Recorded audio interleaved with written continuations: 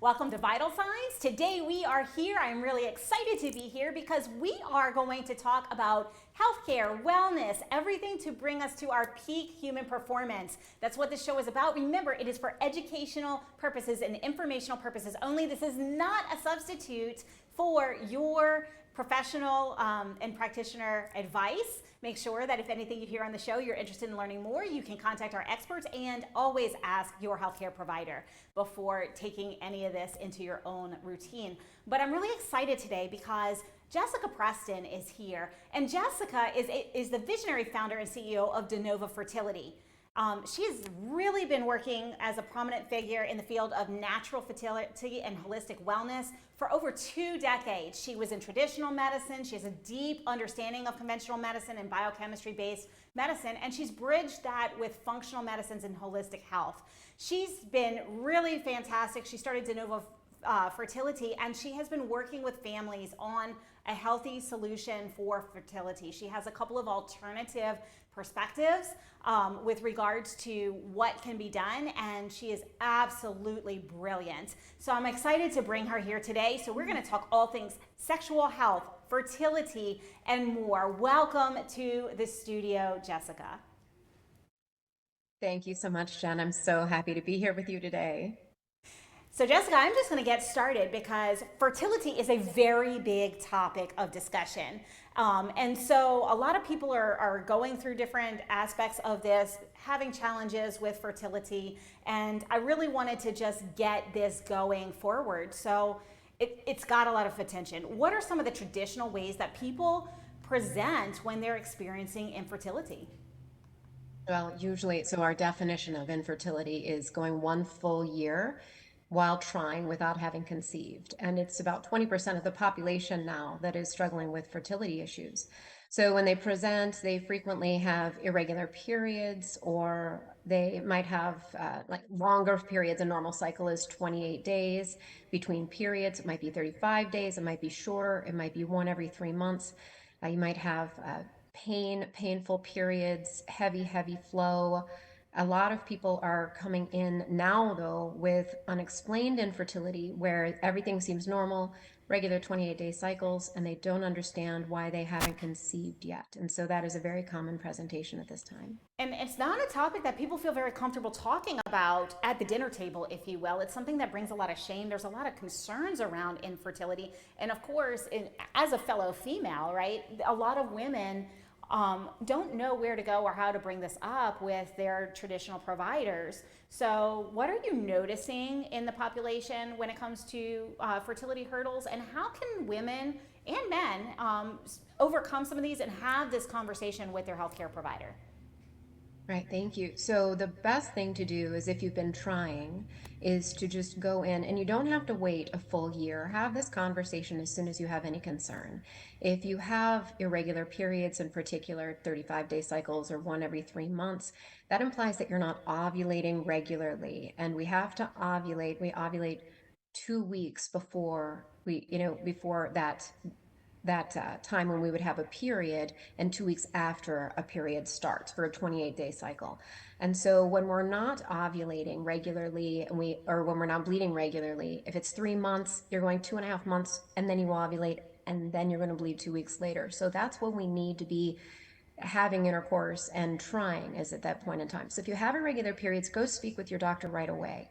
If you're having regular periods under the age of 35, we usually say to wait for a year. Over the age of 35, we say after 6 months of trying, then please come speak with your provider.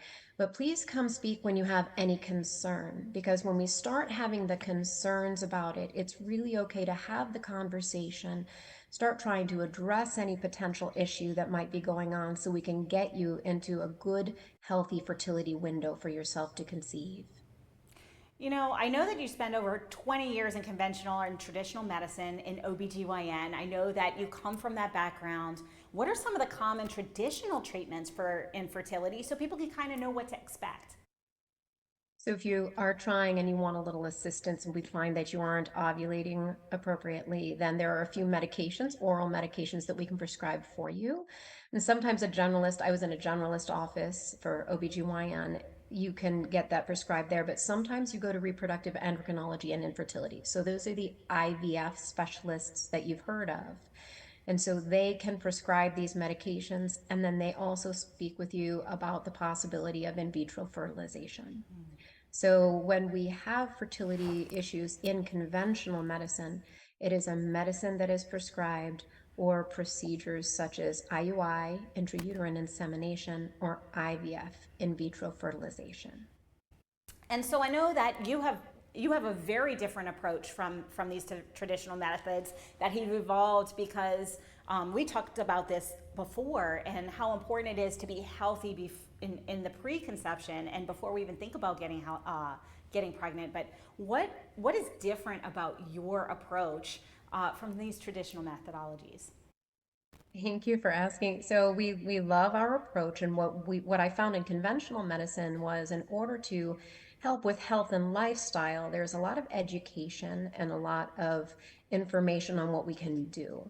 So we talk about nutrition, what are the appropriate nutrients we need to have for intake, stress management, and that is appropriate, exercise, sleep, and we work with relationships as well.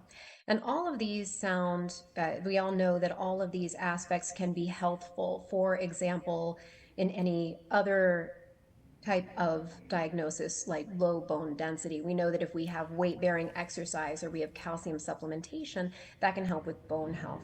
So when it comes to fertility, there are also things that we can do when it comes to each of these aspects that I just mentioned, where they can improve our egg health and our sperm health, can improve our hormonal regulation, and improve our overall fertility.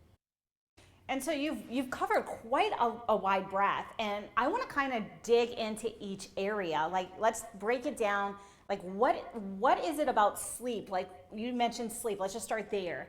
And what about sleep has an impact on infertility? And what can we start to look at in our own lives if we're looking at conception or looking to have a baby? Like, what is it that we could be doing with regards to our sleep or self-evaluate?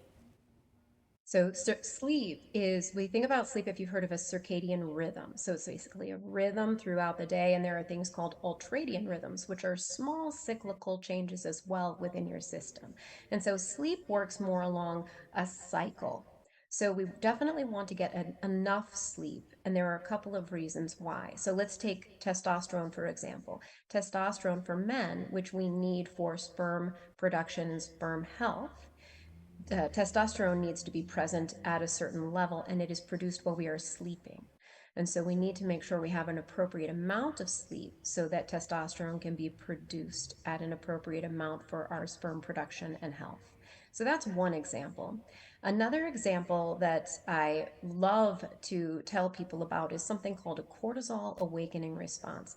And in speaking about some of our other pillars, especially stress management, we also talk about cortisol.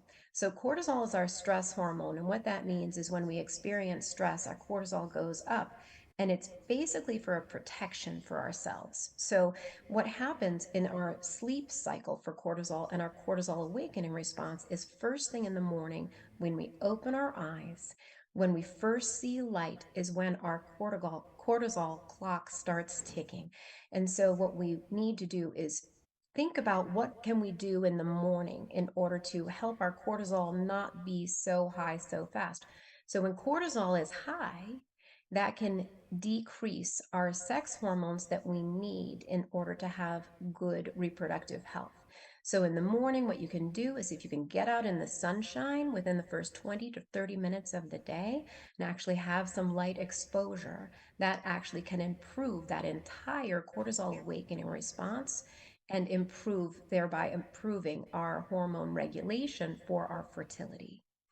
So just to wrap it up in a bow, sleep is essential for our hormone health, period. And without hormone health, we don't have excellent sexual health. We can't conceive because we are not optimal for that. So Jessica, we do have to take a brief break in a moment. But for people who are listening to this now, you mentioned 20 minutes within waking up, go outside. Is that for men and women? Is it just for women? What does that look like?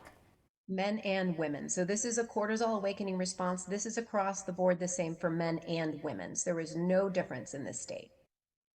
Okay, so your action step is if you're not already doing this now for hormonal health, for stress management, which we'll get to after the break because that's a big one.